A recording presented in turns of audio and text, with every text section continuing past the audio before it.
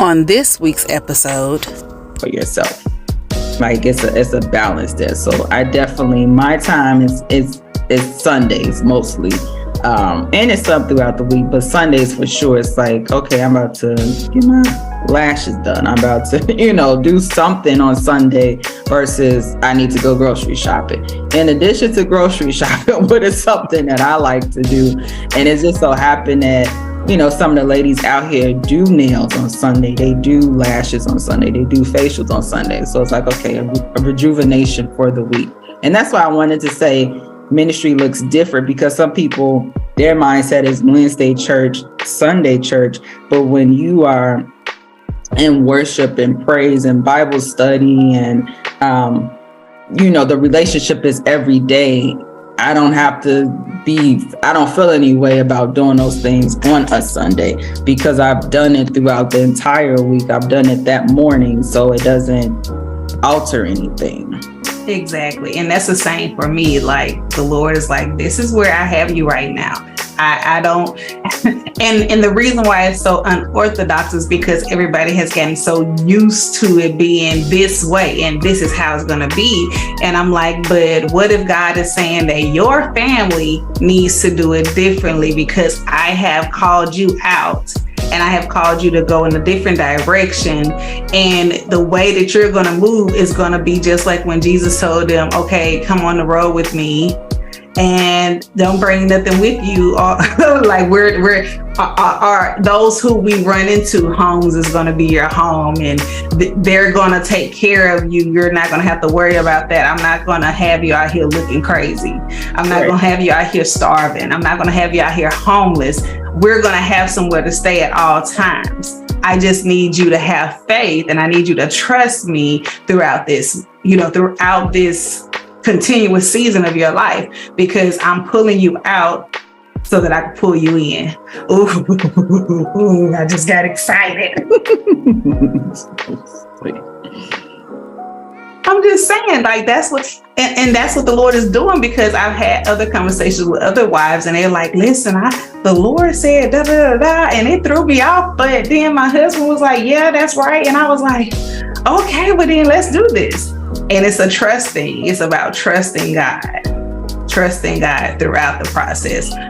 While you're married, while you're waiting, trusting the process and allowing the process to do what the process is meant to do, which is to grow you and to mature you. And it's also to heal and to deliver you, because there may be some things that's attached to you that the Lord is saying, I don't want that to be attached to you anymore. I'm tired of seeing you go through the cycles. I'm tired of seeing you go through the heartache. I want you to be healed. Do you want to be healed? Listen, okay, how did I get right over there? How did I get there? Felt like I was teaching just a little bit. Okay, so okay, this is a good question, which I probably should have asked it in the beginning, but it's okay. What was your thought process coming into marriage? Because there's a lot of people who, if you were like me, I sort of kind of came in like, I'm gonna get married, I'm gonna have kids, and he should be happy he got me, right? That's not the right thing. Right way to think, but my process was marriage. Like it wasn't wedding at all. Like I knew nothing about a wedding. Like the calls, the breakdown. I knew since I was younger that I was going to get married.